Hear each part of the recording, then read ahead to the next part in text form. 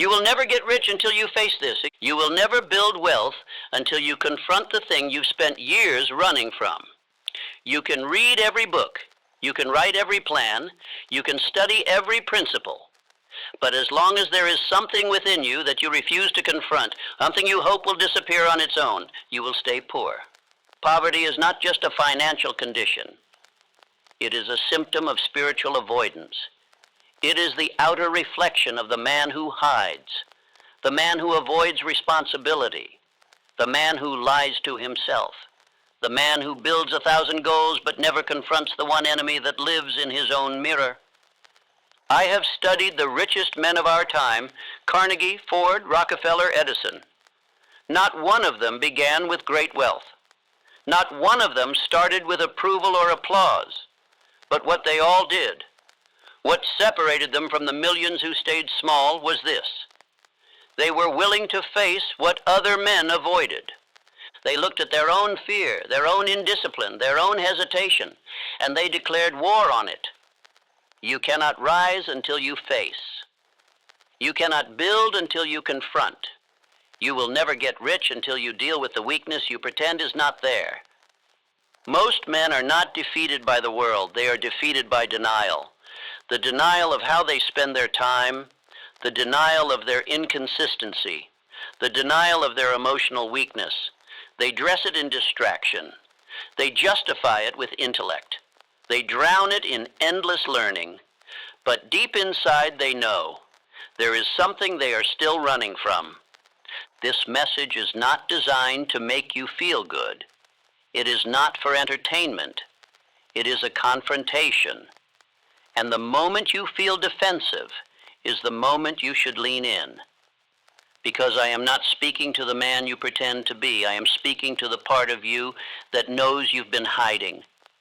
There is a version of you that is ready to rise, but he cannot live until the old version dies. And the only way that happens is when you face what you've avoided for too long.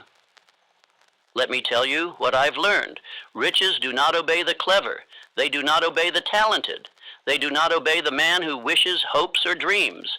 They obey the man who looks at himself without flinching, who tears out every lie, every excuse, every delay, and replaces it with discipline, decision, and truth. And here is the truth. Your current condition is not random. It is the result of what you've tolerated, what you've justified, what you've failed to face. You are not tired. You are undisciplined. You are not stuck. You are indecisive. You are not confused. You are avoiding clarity because clarity demands action. But that ends now. This is the line. This is where you either retreat and stay the same, or you face what must be faced and become the man you were meant to be. Do not tell me you want to be wealthy while you still avoid your mirror. Do not speak of success while you still postpone your standards. Do not say someday when the truth is you haven't even started facing what's in the way. I will show you the law. I will walk you through every layer of what's been holding you down. I will give you the steps, the principles, the structure, but none of it will work unless you first look inward and say, I will no longer run. I will no longer hide. I will no longer excuse. Say this now. I face what others flee. I cannot rise until I confront. Again, I face what others flee. I cannot rise until I confront. These words are not declarations of ambition. They are spiritual keys. They unlock the door between the man who talks and the man who does, between the man who fantasizes and the man who finishes, between the man who blames and the man who builds. So if you are ready to rise, face this, because you will never get rich until you do. Now let us begin. Poverty does not chase men. Riches do not hide. Both obey thought. Both are attracted or repelled by the invisible state of your inner world. You may say you want success, but if your thoughts are filled with contradiction, if your beliefs are poisoned by fear, if your emotions are disordered, riches will not come to you. Not because they are scarce, but because you are not yet a fit place for them to stay. Riches do not flee from men. They are repelled by inner contradiction. The man who says, I want to be rich, but walks like a beggar, he will repel wealth. The man who dreams of freedom but fears decision, he will repel wealth. The man who speaks of greatness but doubts himself in private, he will repel wealth. You may not see this happening, but the law sees it. The subconscious sees it, and the universe obeys law. I have told you before, and I tell you again, your only limitation is the one you accept in your own mind. And if you are poor, not just financially, but poor in peace, poor in purpose, poor in power, it is not because of your job, your city, or your past. It is because of your inner world. Inside you, right now, are forces either working for you or against you. Most men are ruled by them, and they do not even know their names. I gave them names in my early work. I called them the 6 ghosts of fear. These 6 are not mere emotions. They are spiritual blockades. They are invisible prisons, and they are the true cause of almost every failed life. Let me name them again for you. The fear of poverty, the fear of criticism, the fear of ill health, the fear of loss of love, the fear of old age, the fear of death. But the first 3, poverty, criticism, and ill health, these are the most vicious when it comes to repelling wealth. The fear of poverty is the silent slave master of millions. It hides behind caution, behind safety, behind reasonable decisions.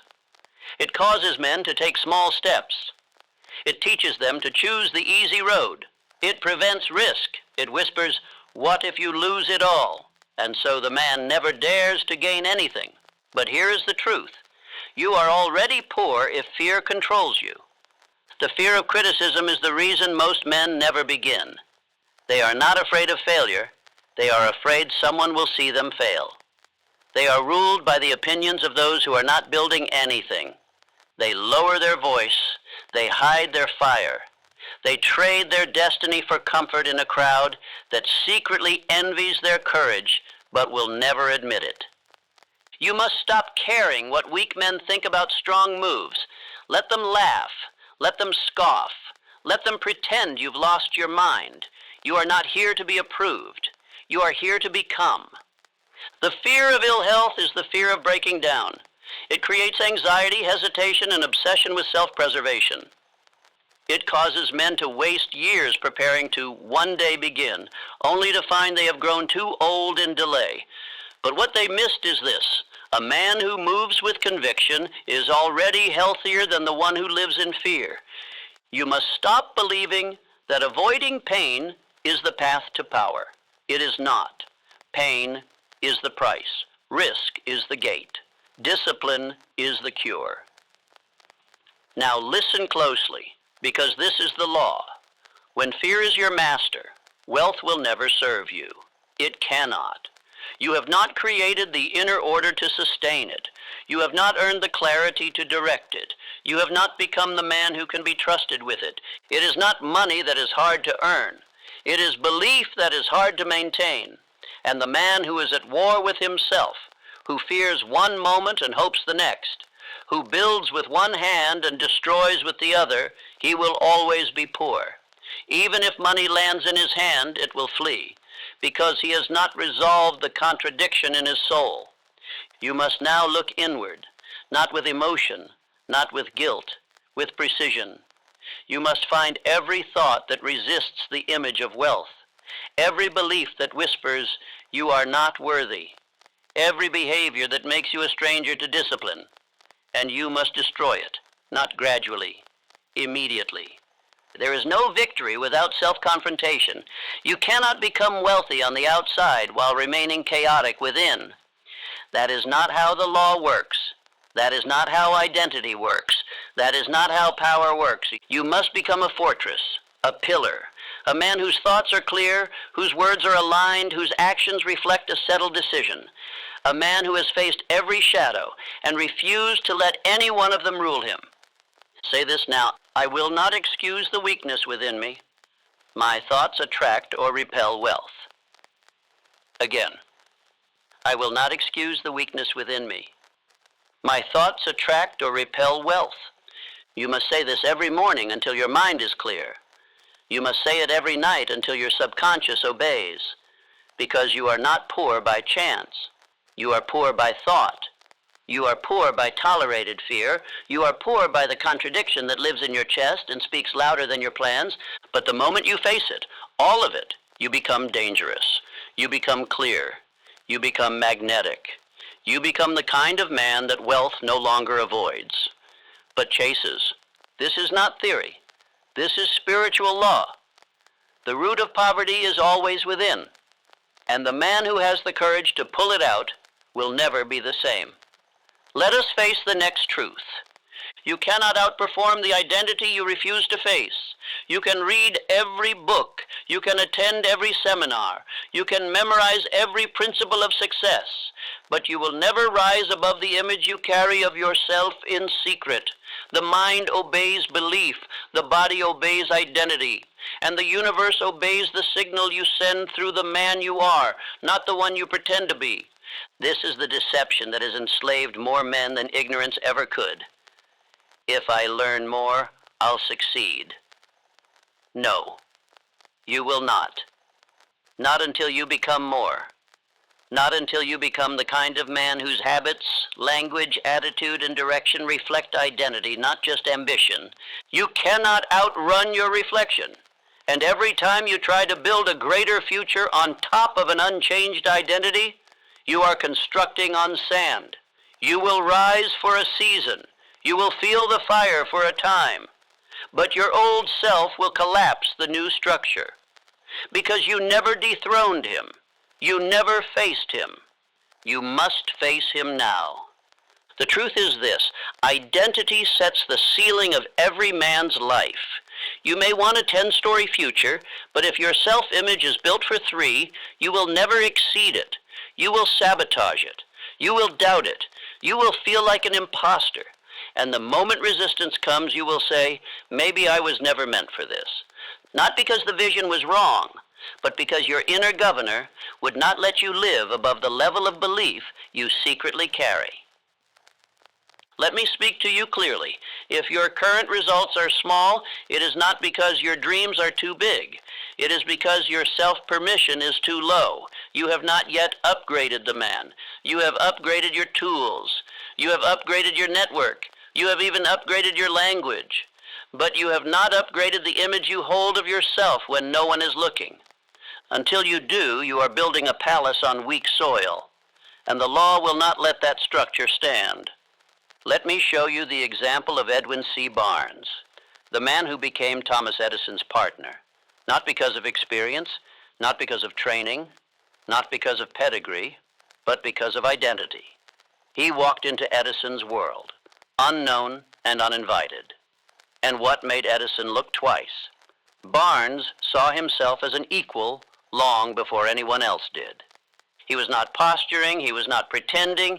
He had already assumed the identity of business partner, not assistant, not employee, not admirer, partner. And because he carried that assumption in his tone, in his appearance, in his composure, the opportunity formed around his image. Edison didn't give him a role. Barnes's identity forced a role to appear.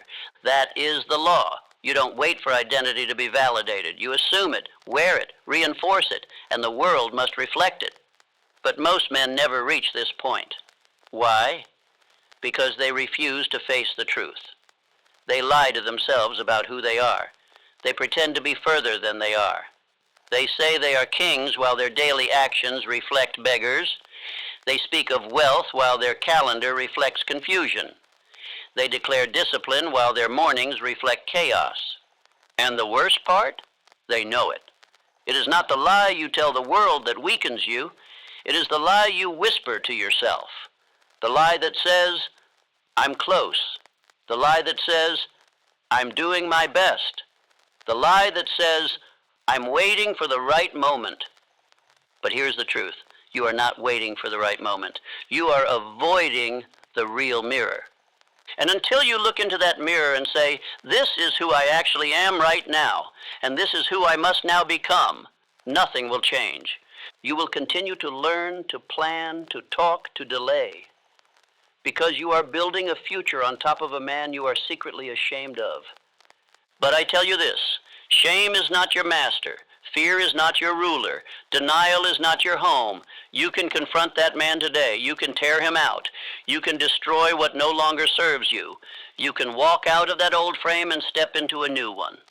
But you must face it. You must say, I will not lie to myself about who I am.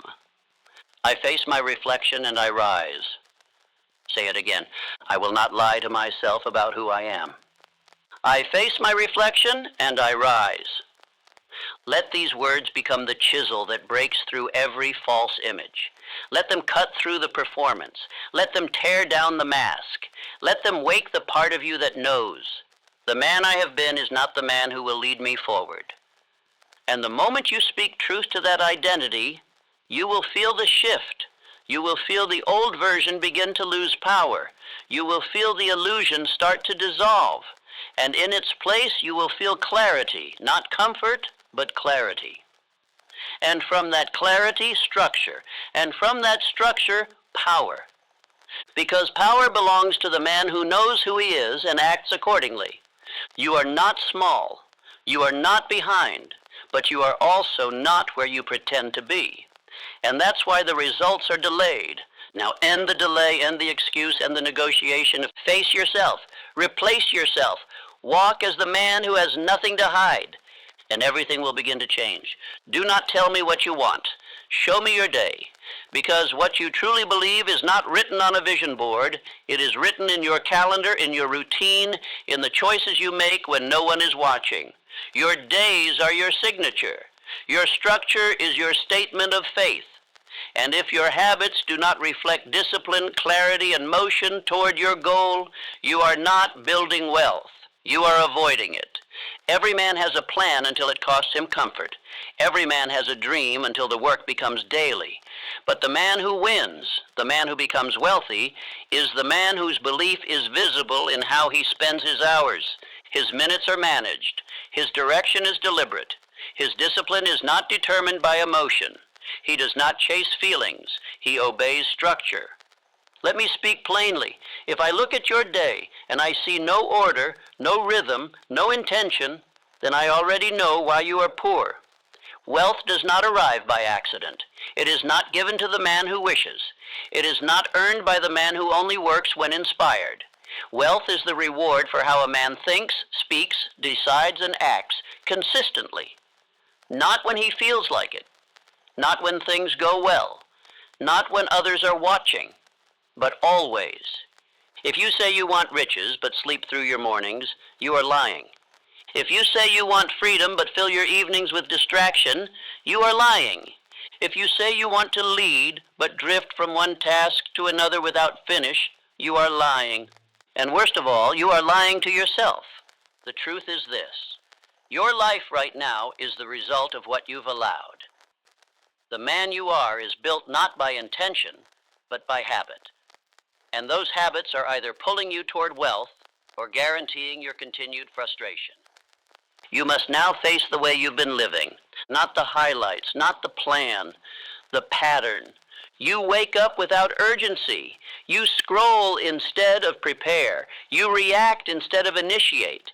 You speak of goals without the habits to match them. And every day you repeat these invisible betrayals. You tell the universe, I am not ready yet.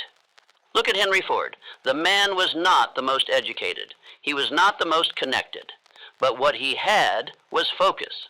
While others chased complexity, he pursued simplicity. While others tried to be impressive, he tried to be effective. While others spent their day reacting to noise, Ford spent his days refining motion, system, and delivery. He kept building when others got bored. He stayed in one lane while the rest scattered. And the result? A fortune. A legacy, a product that outlived the men who laughed at him. Now I ask you, what are you building that will outlive your excuses? What do your mornings produce? What do your evenings reinforce? What is the daily rhythm of your belief? Do not look for magic. Look for consistency. Do not search for breakthrough. Search for repetition. Because your day is either your ladder or your leash. And if you are honest, you will admit, most of your days are leaking energy, leaking time, leaking power. You drift from one task to another without declaring war on your distractions. You begin the morning without speaking your aim aloud. You go to bed without review, without correction, without reinforcement. And then you wonder why the money doesn't arrive. It's not because you're unlucky. It's because you're undisciplined. You cannot afford to drift another day. You cannot continue to pretend that your goals will somehow rise above your patterns. They will not. The law will not let them. Wealth is not for the clever. It is for the consistent. Say this now. My habits reveal my value. I cannot afford to drift another day. Again, my habits reveal my value. I cannot afford to drift another day. Let these words become a mirror. Let them follow you into the morning. Let them interrupt your drift. Let them whisper into your spine when you reach for something that pulls you off course. Because one more wasted hour is not just time, it is a crack in your future. From this point forward, your schedule becomes sacred. Your time becomes governed. Your identity becomes evident, not in what you say, but in how you live. You will rise with aim. You will speak with clarity. You will act with order. You will close the day with proof. And if you fail, you will correct quickly. Not tomorrow, not later. Now, because every moment matters to the man who knows his time is limited and his calling is real. This is what separates the rich from the restless, the wealthy from the wandering, the great from the drifting. Structure, pattern, rhythm, presence. This is the way you rise. Discipline is not punishment. It is not repression. It is not misery. Discipline is the gate. It is the barrier between the man who talks about success and the man who walks into it. And the truth that most men never face is this. Every result you want is guarded by a discipline you've been avoiding. You speak of wealth. You dream of freedom. You hunger for greatness. But you ignore the pattern that builds all three. You avoid structure. You delay the system. You flirt with effort, but you refuse routine. You confuse motion with movement. You call yourself focused while changing plans every month. And yet, you still ask why the results are slow. The answer is simple. The gate is still closed because you've refused the key. If you've avoided discipline, you've avoided success. Not by accident, by design. The laws of the universe are not broken by chaos. They are broken by drift. And drift is always a symptom of untrained desire. You want the reward without the rhythm. You want the gain without the guard. But there is no other path. You either take hold of discipline or you stand in front of the gate, poor and proud. I will say what others will not. There is no greatness without structure. You do not rise by inspiration. You rise by obedience to yourself, to your word, to the image of the man you have declared in your vision, written on paper, imagined in solitude. That man does not arrive on the back of random effort. He arrives through the narrow path of repeated command. Look at Andrew Carnegie, one of the most powerful and strategic minds the world has ever known. He was not merely a builder of steel, he was a builder of men, and he did not trust everyone. He trusted those who were mentally trained, men who could command themselves, men who did not need to be reminded, men who rose early, who stayed late, who tracked every hour like it mattered, because it did. When Carnegie saw a man whose habits were scattered, whose energy was reactive, whose discipline was emotional, he knew one thing. This man cannot be trusted with responsibility. He understood what most still deny, that wealth is not just about output. It is about internal order. A man who lacks discipline will always fumble opportunity. Even if the door opens, he will walk in unprepared. Even if the money comes, he will not know how to hold it. Even if the vision appears, he will not have the habits to match the weight of his own dream. And so the blessing becomes a burden. The chance becomes a chain. And the man who refused the gatekeeper becomes a victim of the very success he pretended to chase. You must now ask yourself, what discipline have I been resisting? Because that is the gate you have yet to walk through. Is it waking on time? Speaking your aim aloud? Maintaining your physical strength? Tracking your finances with clarity? Writing your plans daily? Returning to your work without distraction? Holding your thoughts accountable? Speaking less and delivering more? Whatever you resist most is your doorway, and until you stop walking around it, you will never walk through it. This is what I have seen in every man who has risen. He trained himself to love the discipline others avoided. He did what was boring, and he did it with power. He repeated what others abandoned. He returned to the fundamentals long after others chased novelty. He stopped asking for new tools and mastered the old ones. And what happens when you do this? The gate opens. You no longer knock. You walk in, not because you were lucky, not because you were chosen, but because you obeyed the structure. And the structure cannot deny the man who repeats it long enough. Let me now tell you the truth you must write down. Every excuse is a wall, and every day you delay the discipline, the wall becomes thicker. Until one day you look around and realize your entire life is surrounded by everything you justified, defended, postponed. But today you break the wall. Today you find the gate. And today you walk through it. Not with noise, not with fanfare, but with decision, with structure, with law. Say this now. I do what I resist first. Discipline is the gate to riches. Again. I do what I resist first. Discipline is the gate to riches. These words are not motivation. They are correction. They are the reprogramming of the man who used to follow emotion, the man who only acted when it felt good, the man who built inconsistently and wondered why nothing stayed. That man is done. He has no future, and he has no power. But the man you are now becoming, the man who chooses what must be done regardless of mood, regardless of outcome, that man is unstoppable. You want wealth? Obey structure. You want peace? Honor repetition. You want freedom? Master rhythm. Discipline is not the enemy. It is your inheritance. It is the system by which you become worthy of the thing you desire. And when you embrace it, everything begins to align. The fog lifts. The future clears. The energy returns. Because for the first time in your life, your actions are not betraying your vision. They are building it. Now look at what you've avoided. Write it down. Act on it today and do it again tomorrow. That is the man who gets rich. That is the man who walks through the gate. You were not born to be ruled by your feelings. You were not built to follow emotion.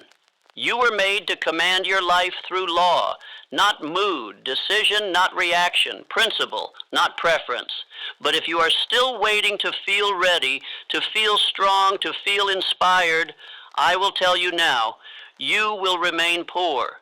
Not because you lack talent, not because the opportunity isn't real, but because you gave emotion the authority that belongs to obedience.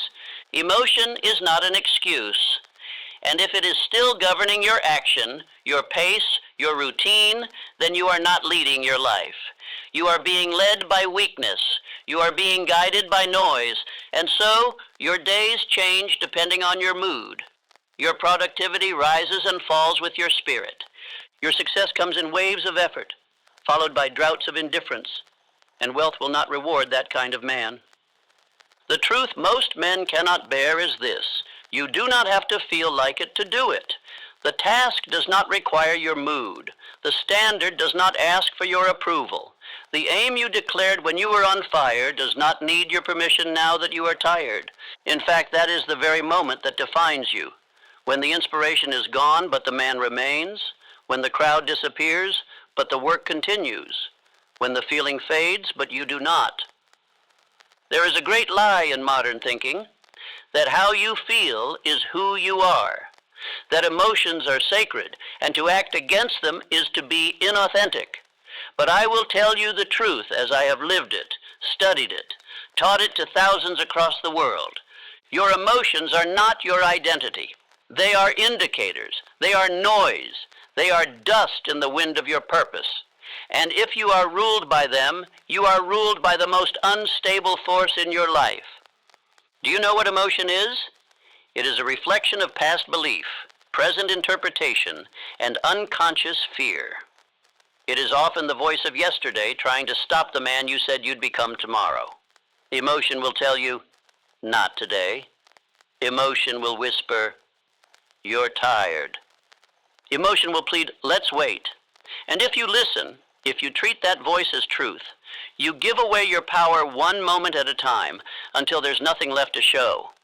But listen closely. Men who wait for motivation stay poor. They become excellent at intention and terrible at follow-through. They speak of potential but have nothing to prove it. They make promises that their discipline cannot cash because they only move when the sun is shining, when the applause is loud, when the path is easy. And so they build nothing that lasts. But the man who acts through resistance, he builds fortunes, not just in finance, but in character, in focus, in ability, in authority. Why? Because he has trained himself to obey law, not emotion. He has decided that his standard is not how he feels. His standard is what he declared. Let me show you a man who lived this, Abraham Lincoln. You know him as a president, a liberator, a giant of leadership. But what few understand is this: Lincoln suffered. He was tormented by melancholy, betrayed by friends, misunderstood by allies, attacked by his enemies. At times he was deeply alone. But did he stop? Did he let emotion run his decision? Did he allow darkness to dictate his action? He led with principle. He rose above mood. He obeyed the truth. He did not ask himself, do I feel like doing this today? He asked, what does the law of right demand of me today? And then he did it. You must live the same way, because you cannot command money if you are ruled by mood. You cannot hold power if your feelings lead the way. You cannot walk in authority if your mornings begin with negotiation. The man who commands his environment is not the one with the loudest vision. It is the one with the strongest constitution, the one who does what is required no matter what he feels in the moment. Emotion is the reason most men quit too soon. They begin with fire and end in frustration. They sprint the first mile and collapse halfway through the race, not because they couldn't finish, but because they believe the lie that says, if it feels hard, it must be wrong. But success is not comfortable. It is cold, early, repetitive, and often invisible at first. It does not hand out trophies for partial effort. It gives harvest to the man who shows up after the inspiration is gone. Let me be clear, you are not emotionless, but you must not be emotion-led. Feelings will come, let them. Feelings will go, let them. But the standard must remain. The action must remain. The schedule must remain. Because that is who you really are, not what you feel, but what you repeat. Say this now. My standard is not how I feel. My standard is what I declared. I rise by law, not by emotion. Again, my standard is not how I feel. My standard is what I declared. I rise by law, not by emotion. Say it until your nervous system obeys. Say it until your subconscious believes you. Say it until the next time you feel tired and your body moves anyway, because that is the man who wins, not the one who is always on fire, but the one who burns anyway. If your structure crumbles when you're anxious, it was never structure. It was a wish. If your discipline dies when you're uninspired, it was never discipline. It was performance. If your goal only matters when you're in the mood, you are not committed. You are pretending. But that ends now. From this point forward, your day begins with rhythm. Your action follows law. Your words match your schedule. Your vision is no longer conditional. It is final. No more waiting to feel like it. No more checking in with doubt before you act. No more building when inspired and retreating when the feeling fades. You are no longer that man. You are the man who acts because he said so. You are the man who keeps walking while others sleep. You are the man who closes the door on his feelings and opens the door to his future. You are the man who rises by law. You may think riches begin with money, with connections, with skill. But that is the illusion. That is the excuse men use to avoid the real work. Wealth begins and ends with self-mastery. You may attract a few dollars without it. You may fool some people, find a temporary win, catch a moment of luck. But no fortune will stay, no vision will last, no kingdom will rise that is not first built on the command of self. It is not enough to want more. You must become more, not externally, internally. Because money is not held by the most excited man, or the most talented man, or the most educated man. It is held by the man who governs his thoughts like a general governs his army, by the man whose emotions are trained, whose time is protected, whose habits are ordered, the man who is not ruled by impulse, distraction, or weakness, but by law, by rhythm, and by inner force. And if that is not yet you, then that is why your wealth has not arrived. No one proves this more clearly than the men whose names have stood the test of time. Thomas Edison, John D. Rockefeller, Andrew Carnegie.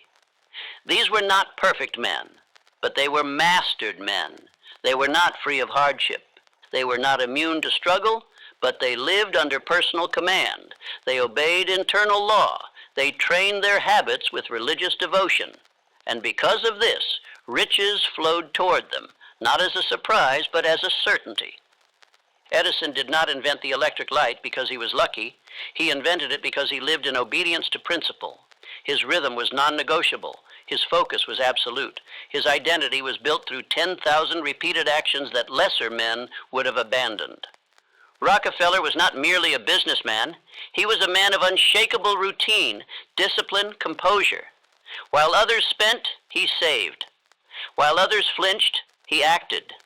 While others were ruled by markets, he was ruled by internal order, and so the markets eventually obeyed him. And Carnegie, whose empire of steel was only possible because he mastered men, began by first mastering himself. He studied his own mind. He trained his focus. He acted with timing. And he surrounded himself only with those who also lived by law. These men did not wish for mastery. They chose it. They accepted the lifelong cost of self-government. And in return, the universe opened itself to them, not through accident, but through alignment. Let me tell you plainly, until you master self, you cannot master circumstance. Until you govern your habits, you will be governed by problems. Until you lead your time, you will be led by emotion. Until you conquer the disordered man within, the world outside will always be unstable. Do not blame the economy. Do not blame the season. Do not blame your job, your partner, your town, your upbringing. If you are still blaming, you are still hiding. And the man who hides from himself repels wealth. Because the law cannot reward confusion. The law rewards clarity, alignment, direction, discipline. And those are choices made on the battlefield of the inner life. The world is full of men who say they are ready for success. They are not. They are ready to feel good. They are ready to be seen. They are ready to perform when praised. But they are not ready to confront the laziness that lingers in their rituals. They are not ready to remove the softness from their mornings. They are not ready to remove emotion from their calendar. They are not ready to stand in the mirror and say, I am the reason my life is not yet what I declared. But if you are reading this now and your heart is beating, you are ready. Because something in you knows that the distance between where you are and where you want to be is not external. It is internal. It is not in a course. It is not in a book. It is not in a strategy. It is in how you govern yourself when no one is watching. This is the truth. Riches are drawn to the man who requires no audience to execute. They move toward the man who needs no applause to rise early, who needs no immediate reward to obey his plan, who does not ask, how do I feel, before he acts, but declares, I act because I said I would. Say this now, I command myself before I command wealth. My fortune flows from my internal order. Again, I command myself before I command wealth. My fortune flows from my internal order. Let these words break the lie that says you are waiting for conditions to change. Let them silence the voice that blames. Let them destroy the excuse that says, once I have more time, more money, more clarity, no. You will never have more of those until you become the man who earns them by force of identity. You do not need more of anything. You need more order. You need more truth. You need more obedience to what you already know must be done. This is not about being hard on yourself. This is about being honest with yourself. Look at your decisions. Do they reflect mastery? Look at your tone. Does it carry direction? Look at your habits. Are they worthy of wealth? If the answer is no, correct now, not tomorrow. Now, because every minute you tolerate internal disorder is a minute you delay your inheritance. The rich are not lucky. The rich are not chosen. The rich are not favored. The rich are forged, and you forge yourself in fire. The fire of discipline, repetition, self-control, and belief under pressure. You do not have to be perfect, but you must be governed. And from this moment forward, you will be, because you are no longer blaming. You are building. You are no longer waiting. You are choosing. You are no longer ruled by feelings. You are ruled by law. You are no longer hoping to one day be rich. You are becoming the man who cannot be anything but. There is no escape, only delay. There is no alternate path, no detour, no secret tunnel. If you do not face what must be faced now, life will force you to face it later. And when it comes later, it will not arrive as a whisper. It will arrive as pain, as loss, as regret. It will show up with bills you didn't expect and burdens you could have avoided. Not because life is cruel, but because you postponed your obedience to truth. Every weakness you ignore today will collect interest and bill you in the future. And it will come at the exact moment you are least prepared to pay it, when you have built just enough to lose something real, when the people who trusted you are watching, when you've climbed just high enough to make the fall devastating. That's when the truth you avoided shows up and says, now we settle this. You may not see it now, but look around. Look at the men who failed late in life, the men who seemed strong but collapsed, the men who built empires but were destroyed by a single secret flaw, the men who inspired millions but couldn't rule themselves. Do you think that happened suddenly? Do you think their collapse was random? Number, it was delayed discipline, delayed truth, a quiet weakness ignored long enough that it grew strong enough to end them. This is why I tell you now, if you are still running from the mirror, your destruction has already begun. It may not be visible yet, but it is forming. It is growing in the soil of your denial, and it will come for you, not to punish you, but to force the confrontation you refuse to choose. You think this message is intense? It's supposed to be, because time is not slowing down, and neither is the cost of your delay. Your days are not waiting. The door to your future is not holding itself open forever. Every moment you spend in hesitation is one more brick added to the wall between you and your wealth. This is the truth. Every man either disciplines himself or is destroyed by what he refused to confront. You either confront the lie now, or the lie collapses everything you built later. You either build the habit now, or the habit that you refuse to build becomes the reason for your downfall. You either walk through the pain now, or it walks into your life later as a master instead of a teacher. The men who build, the men who rise, the men who last, they did not wait to face themselves. They paid the price early. They stood in front of their fear when it was still small. They killed the weakness when it was still easy to control. And because they did, their foundation became unshakable. But the men who run, the men who avoid, the men who say, one day I'll deal with this, they become slaves to the very thing they once could have mastered. And if that is still you, you must stop now. You must stop hoping life will get easier. It won't. You must stop praying that success will come without structure. It won't. You must stop pretending that your delay is harmless. It isn't.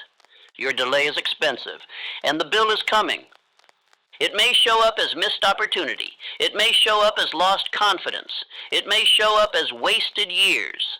It may show up as relationships that deteriorate under the weight of your inaction, but it will show up. because truth does not disappear when ignored. It only grows in power, waiting for the moment to teach you what you should have faced when it was still a decision instead of a disaster. Let me ask you now, what are you still avoiding? The early mornings you said you would start? The plan you promised yourself you would follow? The emotion you use as an excuse to skip the work? The distraction you still pretend is a reward? The habit you know is killing your consistency? Face it. Now, there is no more time for avoidance. Not if you want to be wealthy. Not if you want peace. Not if you want to look at your reflection and say, that is a man who can be trusted with power. Because power will not trust the man who hides. And wealth will not stay in the hands of the man who lives in denial. You must now declare, I pay the price now or I pay it forever. Say it again. I pay the price now or I pay it forever. There is no wealth without truth. Let those words strip away the mask. Let them interrupt the delay. Let them burn away the illusion that you are getting away with anything. You are not. No man ever does. He may appear to win for a time, but if the foundation is rotting, the collapse is inevitable. And the deeper the success, the more brutal the fall. You do not want that, and you do not have to have it, but you must act now. Confront the weakness. Confront the delay. Confront the lie. Don't explain it. Don't defend it. Don't hide it behind another quote or another reason. Face it and destroy it, because you are either building a future or you are delaying a fall, and there is no third option. No middle road, no balance between avoidance and mastery. This is the moment, and if you miss it, it may never come again. If you walk away from this truth now, you will carry the weight of knowing you had a chance to change and didn't take it, so take it. Say it again. I pay the price now, or I pay it forever. There is no wealth without truth. Now choose the pain of discipline, or inherit the pain of regret. The man who faces what others avoid becomes what others admire. That is the law. Not the most gifted, not the loudest, not the man with the cleverest plan or the widest network, but the man who stands in front of the very thing that breaks other men and refuses to flinch. The man who says, I will face this because nothing grows in shadow. The man who builds his wealth, his identity, his discipline in the full light of personal responsibility. This has always been the difference. Not talent, not education, but confrontation. The willingness to go where it hurts. The determination to walk straight into discomfort. The resolve to stop postponing power. The refusal to delay truth. That man becomes unshakable. Because once you've faced yourself, there is nothing left to fear. You can strip a man of his money. You can strip a man of his tools. But you cannot strip a man who has faced everything inside himself, because that man carries his power within. That man does not collapse when the world shifts. That man does not slow down when others panic. That man does not drift when results delay. He is built. He is forged. He is certain. And you must now become that man. Every principle I have given you, every law, every confrontation, has brought you here, to this final truth. You will never be rich until you face this. But once you do, nothing can stop you. Nothing. Because the man who is no longer hiding is the man who no longer hesitates. And the man who does not hesitate always wins in the end. It is time to tie every thread into one rope and climb. You began by facing the reality that poverty is not a financial condition. It is a spiritual consequence of internal disorder. You saw that riches are not attracted to hope, but to alignment. That your thoughts, when fearful, conflicted, or hesitant, repel the very future you claim to want. You saw that fear, especially fear of poverty, criticism, and failure, is not harmless. It is the hidden voice destroying every step you try to take. And until you expose it, you are only pretending to pursue success. You face the fact that you cannot outperform the identity you refuse to confront. You saw the truth that most men never speak aloud, that they are the reason they haven't advanced, that their inner ceiling is what has kept their outer world limited. And you were reminded that the man you become in secret is the only one who shows up in public. You cannot rise above your habits. You cannot rise above your self-image. You must become in action the man your vision describes. You face the way you've been living, not with emotion, but with accuracy. You were called to examine your days, not your dreams, because every day you drift, every day you start without structure, every day you close without reflection is a day you confirmed your belief in mediocrity. You were told, look at your day. That's why you're poor. And you understood the path to wealth is not in what you hope for, but in what you repeat. You faced your resistance to discipline. You saw that every result is guarded by a habit you've been avoiding. You understood that success is not kept from you. It is simply stored behind the door you refuse to open. And that door is always labeled structure. You now know, if you've resisted routine, you've rejected your future. Because discipline is not a chore, it is the gate. You faced your emotions, and for the first time, you stopped justifying your inaction with how you felt. You were reminded that men who wait for motivation remain poor, and men who act through resistance build dynasties. You learned that emotion is noise and law is rhythm, that the most powerful men in history, Lincoln among them, acted not because they felt ready, but because they lived by principle. And now so do you. You face the price of delay. You stop pretending there was more time. You stop believing in a someday that never comes. And you accepted the truth. Every weakness you avoid today will collect interest and bill you in the future. You were told, there is no escape, only delay. And in that moment, you decided you would rather pay the price now than lose everything later, and now here you are, the man who faces it all. And because you face it all, you cannot be denied. Because you are no longer guessing, you are deciding. Because you are no longer hiding, you are building. Because you are no longer reacting, you are leading. Because you are no longer ruled by noise, you are ruled by rhythm. This is the man you have now become, not through inspiration, but through confrontation. Look again at the giants whose names have echoed across generations. Carnegie, Ford, Schwab. Do you think they were simply more intelligent? Do you think the world gave them their wealth by accident? Number. They faced the man in the mirror before they faced the boardroom. They removed the chaos from their routine before they were trusted with empire. They ruled their own spirit before they ruled industries. Carnegie selected only those who could discipline themselves. Ford executed through structure so precise that hesitation could not exist.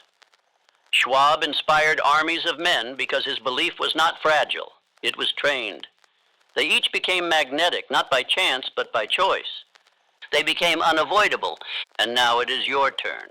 Not to quote them, not to admire them, but to walk in their likeness, because you are not far, you are not lacking, you are not broken, you were simply distracted, you were delayed by unchallenged weakness, but now you have faced it, and what you have faced, you can now conquer. Say this now, I face everything, I build anyway.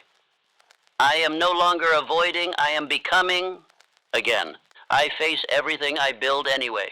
I am no longer avoiding, I am becoming. Let these words seal every law. Let them bury the old man. Let them install the identity of the builder, the doer, the ruler of his own mind and master of his own path. Because the man who faces himself cannot be defeated, not by rejection, not by delay, not by fear, not by failure. He does not ask, will it happen? He says, it has already begun. He does not look around to see who is watching. He watches himself. He does not chase applause. He obeys rhythm. He does not fear resistance. He welcomes it. He does not negotiate with comfort. He lives by law. He does not ask the world to give him anything. He builds what the world cannot deny. And now you are that man.